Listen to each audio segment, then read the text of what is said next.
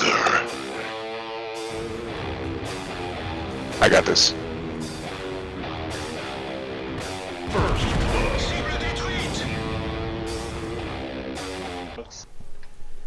Hey folks, this is ioEther, and we're back with some more World Tanks. So as you can see, this is Radfort, and it's T-62A, and this is a tier 10 game on Corellia, a standard game, and yeah. So as this game gets started, we're gonna do the same thing we always do. If you want to support the channel directly, then my game list link is in the description below, and since this channel is supported by the fans, I have no ads on it on purpose, then that is the best way, the only way for you guys to really support the channel. And yeah, or you can hit that like button, that does help out quite a bit as well. And so yeah, now I do need to mention as we get into this game that Radford is really only carrying standard ammunition. He has a little bit of HE but no heat loaded, so whatever he does this game will be with the standard APCR of the T-62A. Not that they should really need a whole bunch of heat anyway. I don't even see anything in this game he's going to need to shoot heat into, because there isn't any armor on the enemy team. Heck, we have a Type 4 heavy. I think that's the only real heavy tank in the game, and a Q4. So not a whole lot. As we jump back into fixed camera, we Radford took a shot on the AMX-30B, dodged the return fire, and is pushing up to give this guy as little options as possible.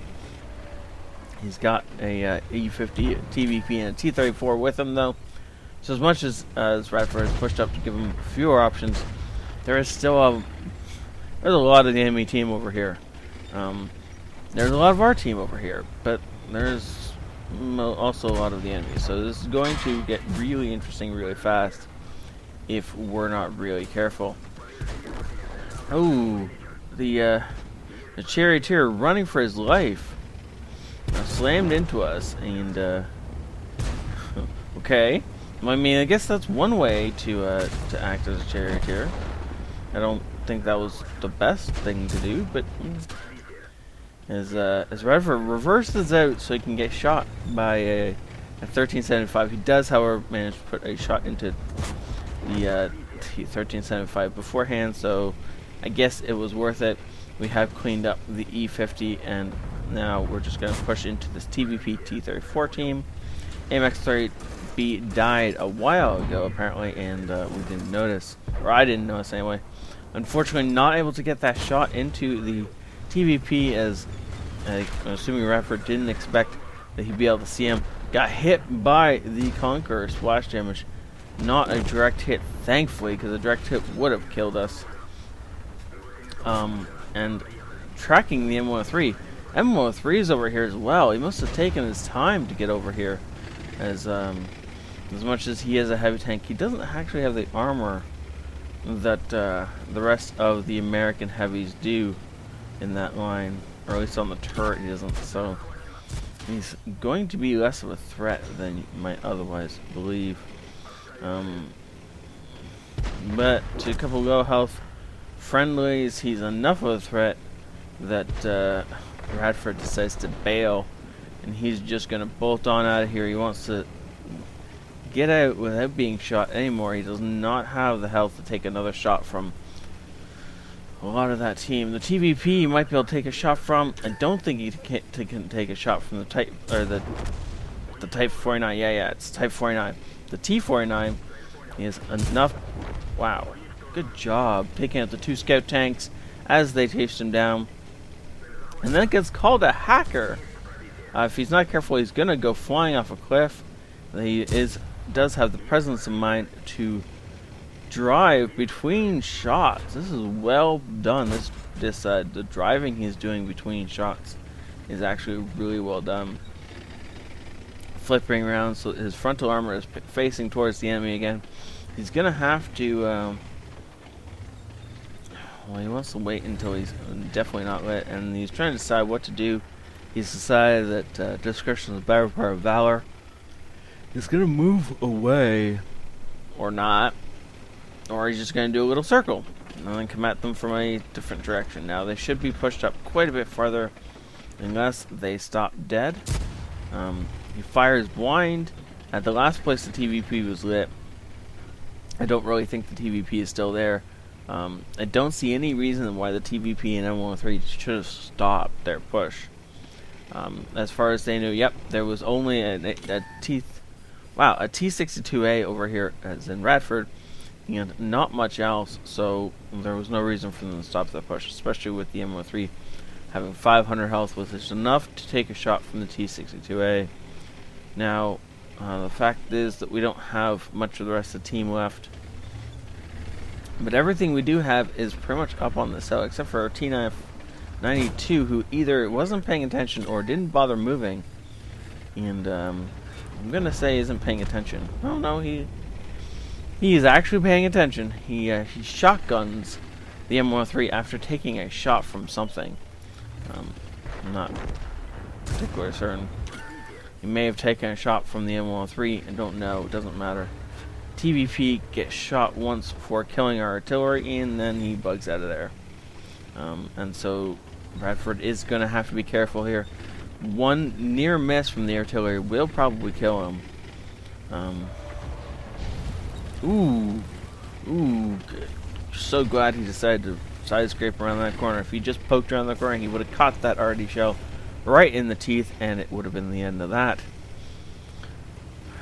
Now, the ME team has more RD left than actual teammates, though we're pretty close to that too. So, I think Radford, remember, there's still a T-34 left on that flank, and he's trying to figure out how to engage the T-34 without dying. Wait, we have a scout tank left alive? On full health? Who's apparently deciding to call the shots. Okay, well.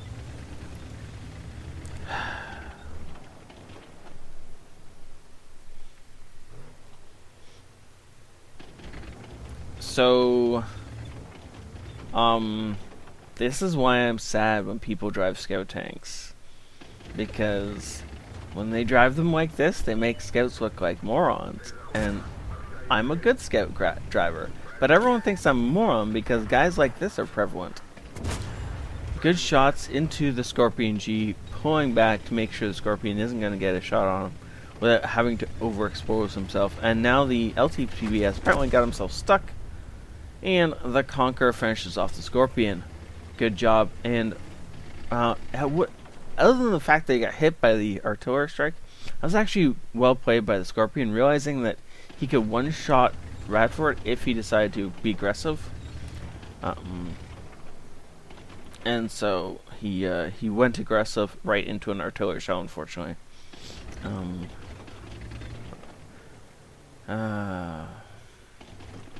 So we're just gonna ignore the LTTB for now, considering him to be dead or, brain dead in any case. And so now there is only a T-34 left on the enemy team that's seriously a threat. And so Radford has decided to abandon this position. He's got, with the guys up here, they can spot everything coming down here. They can probably actually spot stuff on the cap. I'm not exactly certain. But I think, yeah, the LTT, he has gotten himself flipped. And so, I'm not exactly certain if the friendly team is actually trying to right him. I really hope they're not, because this guy is currently wasting our air. I don't. Him being on his tracks is not going to do the team any good. Let's be honest. So Radford is going to go scout because the team was blessed with not having one, and he's being really careful because, of course, he can be shot. Oh look, the scout has discovered the W button. That's cool. It only took him most of the game. I guess he finally figured out which button makes him go forward. and he is driving straight at where the T-34 was last spotted about a year and a half ago. And so if the T-34 is actually there, I will be shocked and surprised. The other thing is, of course, the LTP is driving without support. So if he does spot anything, he's just gonna die. This sounds like a great idea. Oh, he does, however, find the artillery and the T-34 and the Conqueror. And he is getting some shots onto the M4043, so he's actually becoming useful. Got hit by the T-34, but is about to kill the artillery. Yes, he actually got a kill. Wow, I am shocked. Now he's going to kill the Conqueror gun carrier, I believe, who actually fired already. Conqueror is trying to get behind the rock, and the T-34 is about to take out the LTTB.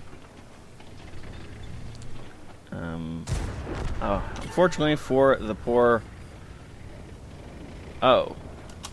Well. That's bad. So...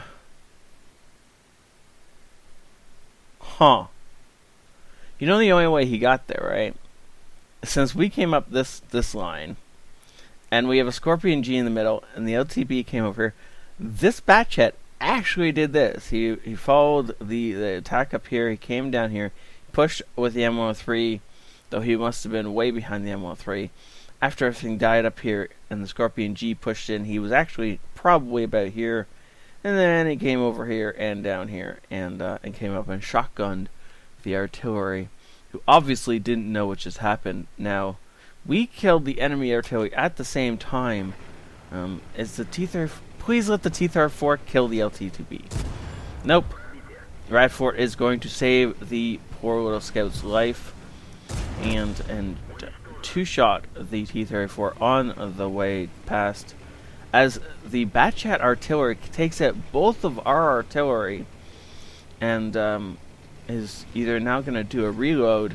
He has to do a reload, to be honest, unless he manages to catch the Scorpion G in a shot that pens him. He has to do a reload in order to try and win. If he started reloading right after the artillery kill, he would have the time to reload before the cap goes off. He's also probably moving. If I were him, I'd have moved over. Actually, no, that's probably the best spot for him. Though, maybe over here just for the shock factor and the surprise, though.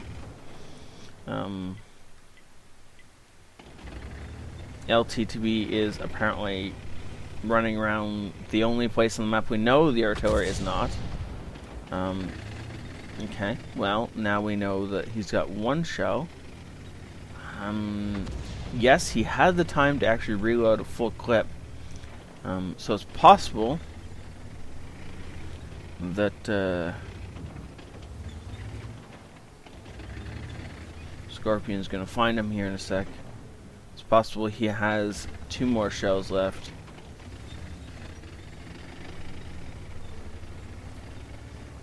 Either way, we got 20 seconds left in this game without an insanely lucky shot from the Batchat landing on target and doing some damage.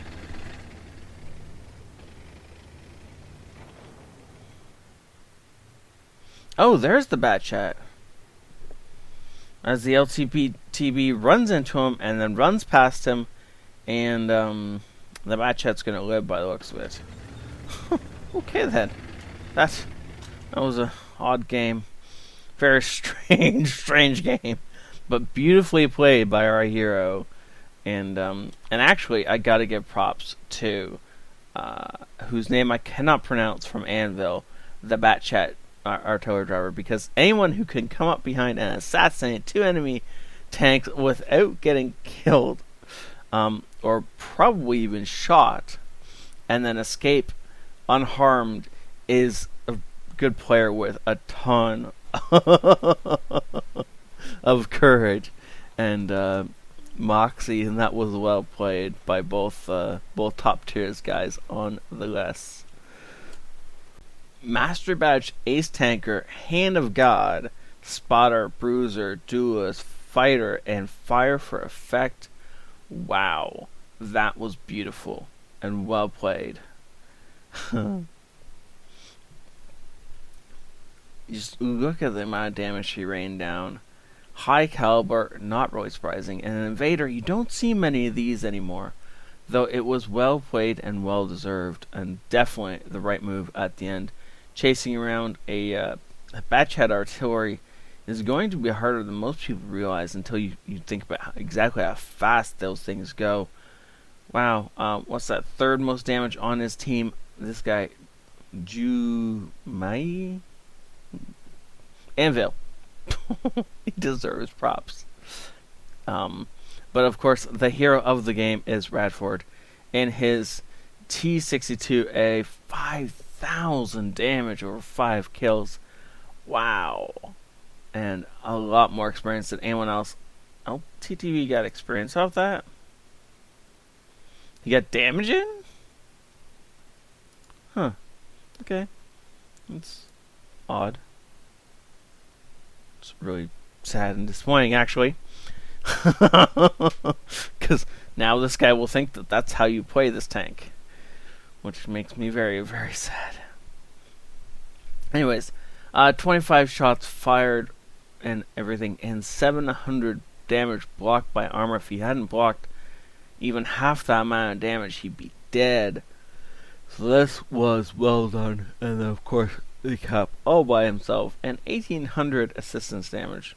Because why not? When you have 5,000 damage to your name, you might as well get like almost 2,000 assistance damage, just to round it all up, right? 39,000 credits made, and don't forget that was all with standard ammo. He did not have a single round of premium ammo in the tank. So you gotta think that if he did have it, he would have made exactly no money, and still won the game. That was beautiful. Thank you so much, Radford, for saying that in, and thank you all for watching. Don't forget, of course, the channel is fan supported by you guys. So if you do want to do that, Game Wisp is in the description below, or you can hit that like button, which does help out quite a bit. Have a great night, all. This is ioEther out.